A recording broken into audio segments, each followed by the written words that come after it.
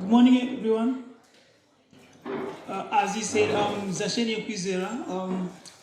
I'm originally from Burundi, and 4 years ago, I met David Campay, who is the founder and boundary pusher at Afrolabs.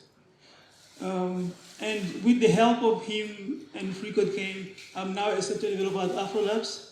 I'm very grateful that he helped me make my dream come true. So, I'm very excited to be here today. Yeah.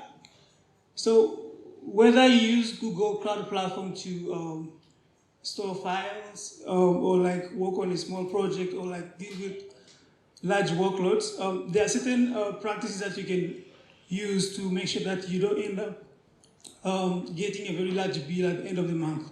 So today I'm going to be taking you through some practices that you can use so that you manage or optimize your cost for your GCP services.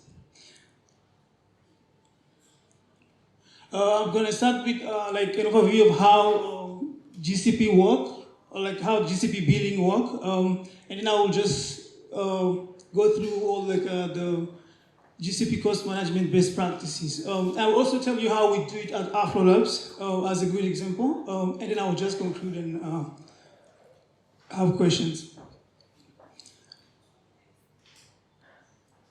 So how does GCP billing work? So before we talk about how we can optimize the cost, it's very important that we understand how the GCP billing work. So when you create a project on Google Cloud Platform, you have to link a billing account to that project. So Google Cloud will send you invoices, will automatically send you invoice at the end of every month, based on how you've used the services. What else, like GCP cost management best practices? As I said before, there are certain, there's a number of practices that you can use to make sure that you don't get unpleasant or surprising bills at the end of the month. I'm going to be taking through all that just in a second.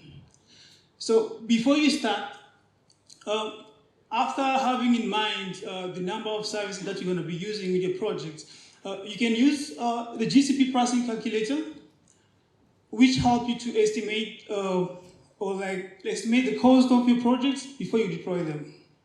So it's going to give you an overview of how much you're going to be spending. So it also helps your business to optimize the GCP bill you incur at the end of the month. So you're going to have to be confused. But you just have to keep in mind that the actual fees may be higher or lower than the estimated one.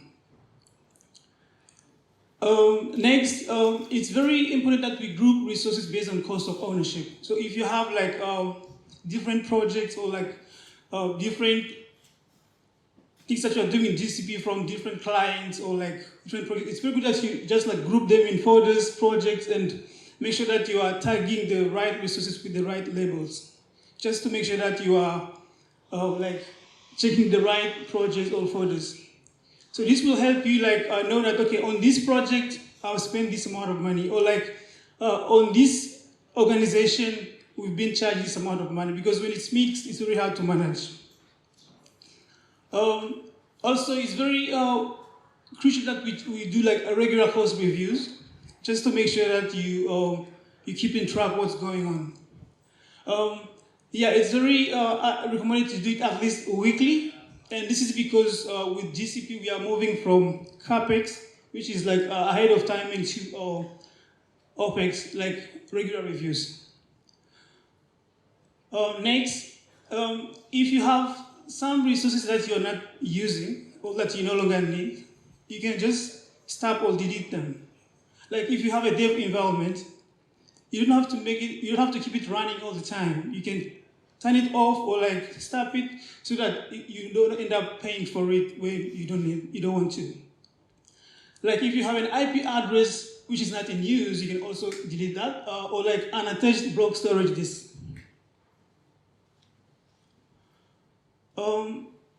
So when you are using Google Cloud Platform, you want to keep your cost as low as possible.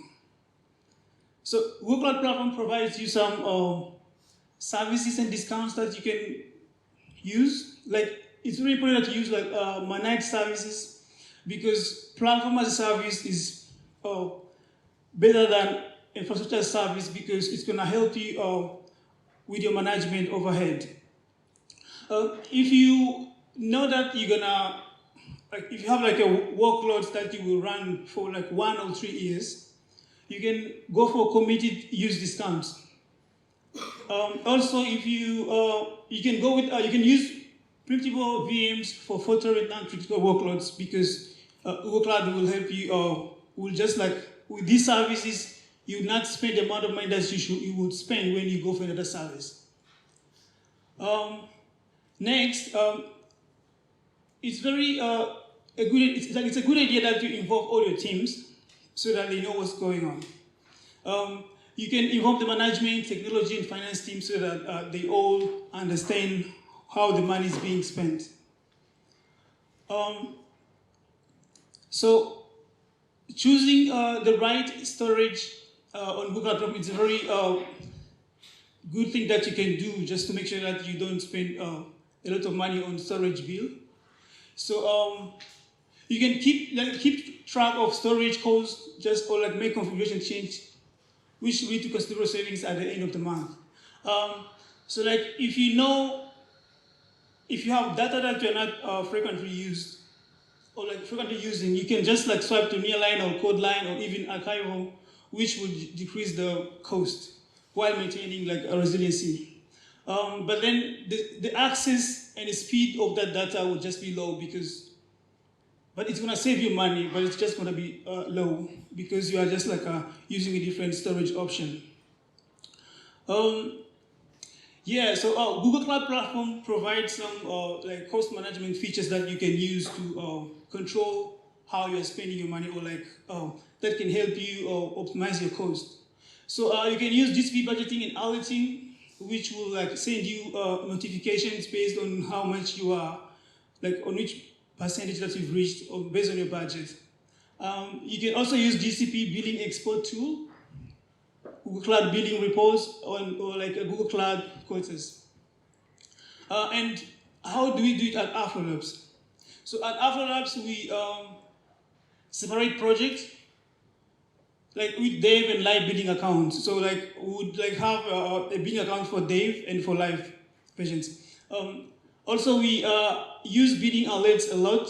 So like every time, let's say for instance, if we are going to spend $500, we can say that when a certain percentage is reached, we get an email from GCP. So that's how we keep.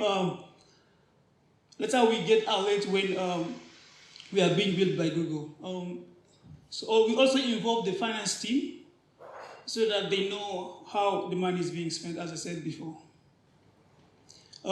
We also group reports by projects and services, and we also schedule time to do the task. So summary, I've just, in this presentation, I've said how the GCP billing work. We also went through some of the GCP cost management best practices and how we do it at Afrolabs. So maintaining or like optimizing, let's say cost optimization and management is a very crucial aspect in every organization. So we need to make sure that we are not spending money that we shouldn't be spending. I hope from today we all know how we can use these practices to make sure that we are not getting surprising or unpleasant billings or like alerts from Google. Yeah, and how would we reduce the cost for GCP services? I'll leave the question to you.